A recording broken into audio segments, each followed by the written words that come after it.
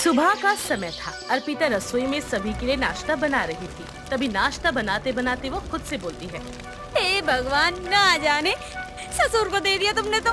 अरे सास भी नहीं, ससुर भी नहीं, मुझे कोई नहीं चाहिए था, लेकिन क्यों दे दिया ये ससुर।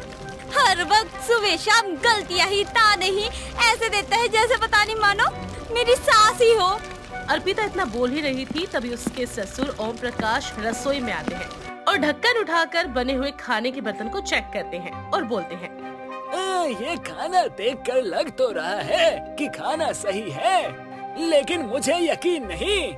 जरा चक्कर देखो, उसके बाद समझ में आएगा कि ये सही है या नहीं।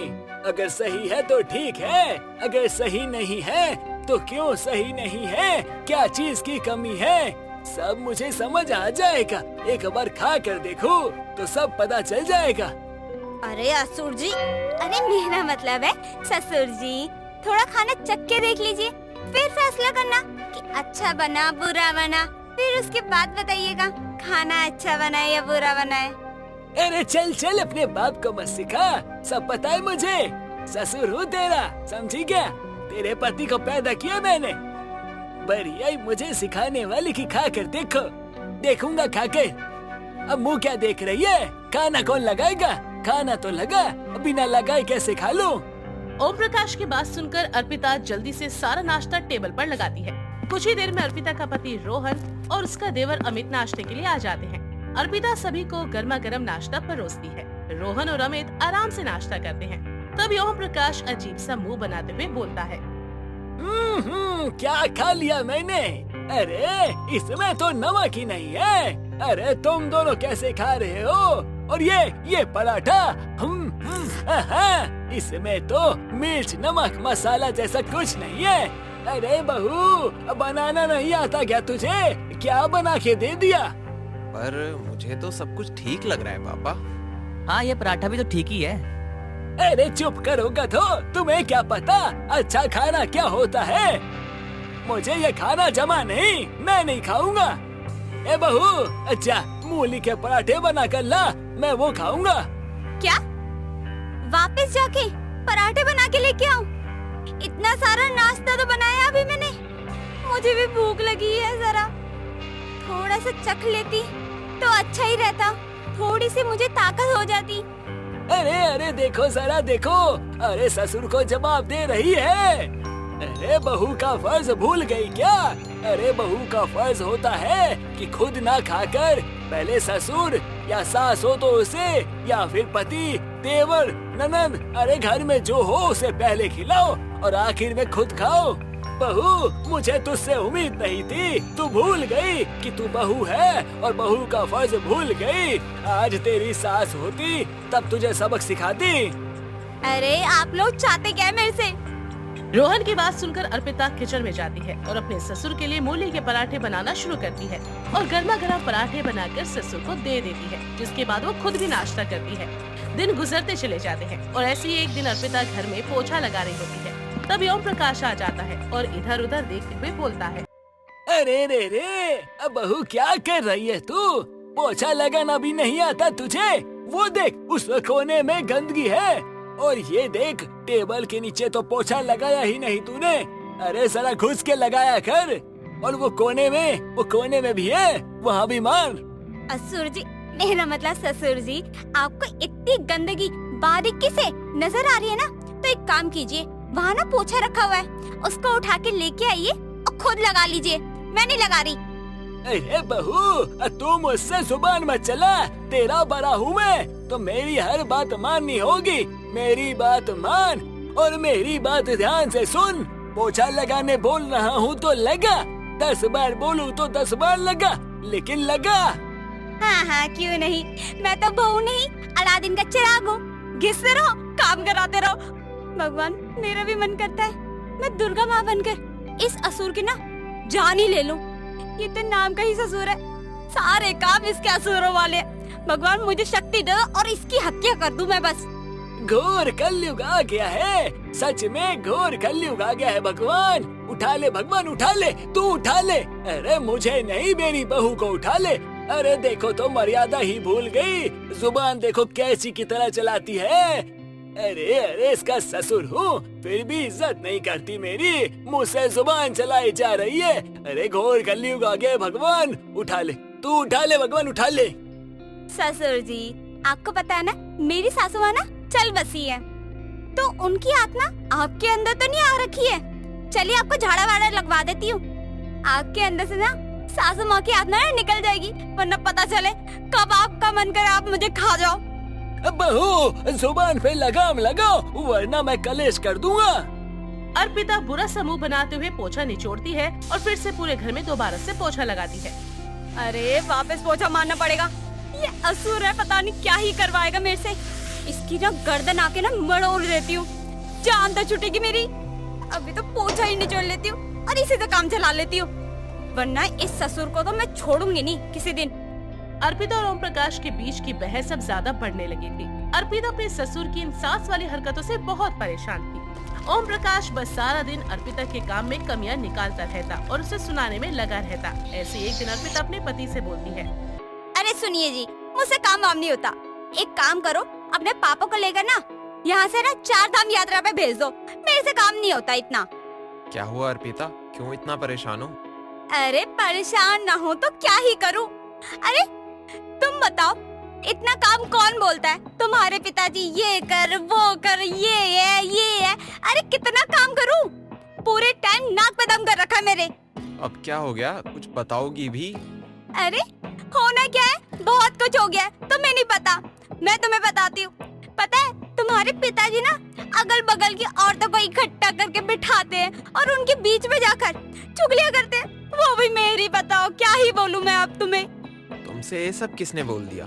अरे किसने बताया होगा, सामने वाली जो शांति आंटी है ना, इतनी भली चंगी है, मुझे आके ये बता रही है कि तुम्हारे ससुर तुम्हारी इतनी ज्यादा बुराइयां करते हैं कि क्या ही बताऊं तुम्हें।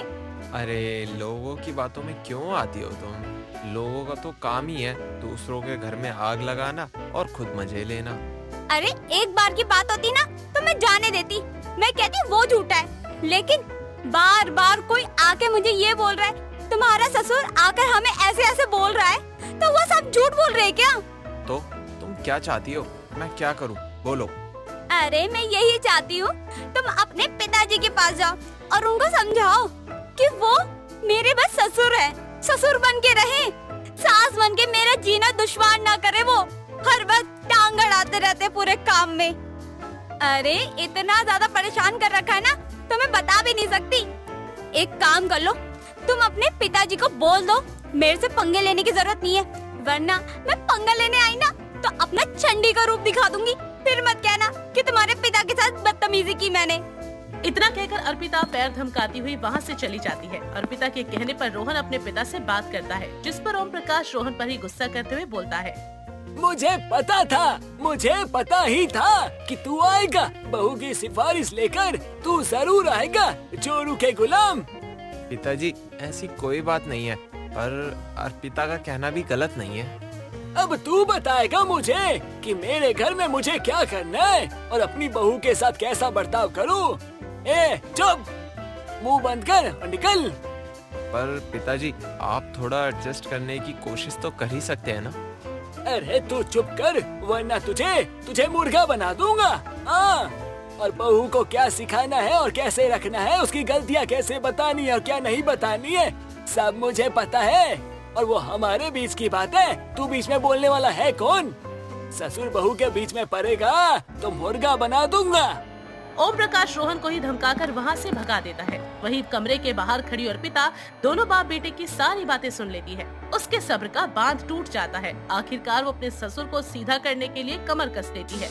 अगले दिन जैसे अर्पिता कपड़े धो रही थी, तभी ओम प्रकाश आता है और कपड़ों को देखते हुए बोलता है, अरे बहू क्या कह रही है, कपड़े धो रही है? अच्छा सुन, ये सारे कपड़े ना अच्छे से चमकाइयो, और हाँ ये साइड में कॉलर पे और हाथों के नीचे दाग रह जाता है, तो ढंग से हाथ चलाया कर।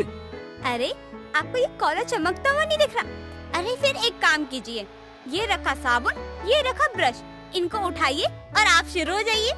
अरे बहू, जब तू कपड़े धो ही रही है तो ये काम मैं क्यों करूँ? अरे आपको तो ये काम बहुत ही अच्छे से आता होगा ना, तभी तो आप मुझे सीख देने आ जाते हमेशा कि ऐसे साफ करो, ऐसे करो, तो आप ही करो ना, मुझे भी देखना आप कैसे करोगे। अर्पिता का जवाब सुनकर ओम प्रकाश का मुंह बंद हो जाता है। वो चुपचाप वहाँ से चला जाता है। धीरे धीरे अर्पिता ओम प्रकाश को थोड़े करारे जवाब देकर उसका मुंह तो बंद करवा देती थी, लेकिन ओम प्रकाश फिर भी रोक टोक करना और राय देने वाली आदत से पीछे नहीं हटता था। ऐसी एक शाम अर्पिता रोहन से बोलती है, वैसे भी मुझे ना घर खर्च के लिए ना 10,000 रूपए चाहिए। अच्छा ठीक है, पर कुछ दिन पहले भी तो मैं तुम्हें कुछ पैसे दिए थे, वो कहाँ गए? अरे वो तो पैसे कब के खर्च हो गए, घर के किसी काम में। अच्छा चलो ठीक है, कोई बात नहीं, मैं तुम्हें सुबह दे दूंगा पैसे। तभी वहाँ पर ओम प्रकाश आ जाता है और बोलता है, अरे भगवान झूठ ना बुलाई बहू, मुझे सब पता है, तूने उन पैसों की लाली लिपस्टिक ली है। अरे ससुर जी, आपका सारा ध्यान इसी चीज पे रहता है क्या कि मैं क्या ले रही हूँ, क्या नहीं, क्या कर रही हूँ? अरे और नहीं तो क्या, परसों जब मैं तेरे कमरे में गया हुआ था तो लिपस्टिक 2 थी और आज देखा तो 4 है। कहाँ से आई जरा सोच। हे भगवान, ससुर जी आपको थोड़ी सी भी शर्म नहीं आती? आप बहू के मेकअप के सामान को इधर उधर खोल के देखते रहते हो। हे भगवान, कैसी बहू मिली है। अरे बहू, तुझे शर्म नहीं आती? अरे घर के खर्चों के नाम पर ये मेकअप के प्रोडक्ट्स खरीद कर अपने ऊपर लगाई जा रही है। पैसा क्या फ्री में आता है? बात ऐसी है ससुर जी, कैसे संभालना है घर, घर का खर्चा कैसे करना है, कितना करना है, क्या करना है, वो सब मुझे पता है। आप रहने दीजिए ये सब। और बात रही लिपस्टिक की, वो मैं अपने पैसों से लेके आई हूँ, उनके पैसों से नहीं। अरे देखो तो जरा कितना झूठ बोलती है ये। अरे औरतें क्या करती है क्या नहीं करती है मुझे बहुत अच्छे से पता है। अरे मुझसे बड़ी औरत, अब मेरा मतलब है मुझसे समझदार आदमी कोई हो ही नहीं सकता। अच्छा ऐसी बात है क्या? तो ठीक है, आज से और अभी से मैं सारे काम छोड़ती हूँ और ये सारे काम आप ही को करने पड़ेंगे, मैं नहीं करूँगी कोई से भी काम। अर्पिता क्यों इतना बोल रही हो, शांत हो जाओ। नहीं रोहन, बस बहुत हो गया, मैंने बहुत ज्यादा झेल लिया इस घर में, लेकिन आज तुम्हें फैसला करना पड़ेगा कि क्या करना है क्या नहीं, क्योंकि अब तो मैं बिल्कुल नहीं हटूंगी पीछे। इतना कहकर अर्पिता वहाँ से चली जाती है। उस दिन के बाद से अर्पिता केवल खाना ही बनाती और अपने कपड़े धोती, बल्कि घर का वो कोई भी काम नहीं करती थी। सारा दिन बस अपने कमरे में आराम से बैठी फोन चलाती। वहीं दूसरी तरफ ओम प्रकाश घर के काम करता, लेकिन उससे कोई काम ठीक से नहीं होता। कभी खाना जला देता तो कभी सफेद कपड़ों में रंगीन कपड़े भिगोकर एक साथ उन्हें रंग बिरंगा कर देता, जिस वजह से रोहन, अमित और दोनों का ही हाल बेहाल हो चुका था। ऐसी एक सुबह नाश्ते के समय ओम प्रकाश अमित और रोहन को जले हुए पराठे परोस देता है, जिसे देखकर रोहन बोलता है, क्या है पापा, जला हुआ पराठा फिर से? अरे निकम्मे, थोड़ा सा ही तो जला है, अरे खा लेना, पेट भर जाएगा। आखिर कब तक पापा हम यही बेकार खाना खाते रहेंगे? जब आपसे काम नहीं होता तो रहने दीजिए ना। सुबह सुबह गंदा खाना खाकर सारा दिन खराब हो जाता है। पर बेटा, मैं अपनी तरफ से कोशिश तो कर रहा हूँ ना, अब नहीं होता तो मैं क्या करूँ? अमित और रोहन बिना ही नाश्ता किए वहाँ से टेबल से उठ के चले जाते। हर दिन किसी न किसी चीज को लेकर दोनों बाप बेटों की बहस ओम प्रकाश से हो जाती। अर्पिता चुपचाप ये सारी चीजें देखती, लेकिन किसी से कुछ नहीं कहती। अपने बेटे के ऐसे बर्ताव को देखकर ओम प्रकाश की समझ में आ जाता है कि वो अर्पिता के साथ क्या कर रहा था, जो सरासर गलत था। तभी ओम प्रकाश अर्पिता के पास जाता है और उससे बोलता है, अब बहू मुझे माफ कर दे, अब मैंने जो कुछ भी किया वो गलत है। एक औरत का काम एक औरत को ही सूट करता है, कोई आदमी करने जाता है तो कल्याण हो जाता है। अब मैं तेरी जगह कभी नहीं ले सकता, अब मुझे माफ कर दे। भगवान का शुक्र है ससुर जी, आपको समझ आ गया कि मैं कैसे करती थी ये काम। आपको समझ आ गया ना? अगर आपको ये सब समझ आ गया है, अब सब कुछ हम सब पहले जैसा कर लेते हैं। अरे हाँ हाँ बहू, अब तो ना तो मैं तुझे किसी चीज के लिए रोकूंगा, न ही टोकूंगा और न ही कुछ कहूँगा। तू जो चाहेगी वो कर, और मैं तो कभी तेरी सास अब नहीं बनूंगा। कान पकड़ता हूँ, और हाँ मैं कोशिश करूँगा कि खुद को बदल लूँ। ओम प्रकाश की बात सुनकर अर्पिता बहुत खुश होती है और उस दिन के बाद से अर्पिता अपने ससुर से पंगे लेना बंद कर देती है। ओम प्रकाश भी अपनी बहू के कामों में दखल अंदाजी करना बिल्कुल बंद कर देता है और पूरा परिवार अब सुखी सुखी अपना जीवन व्यतीत करता है।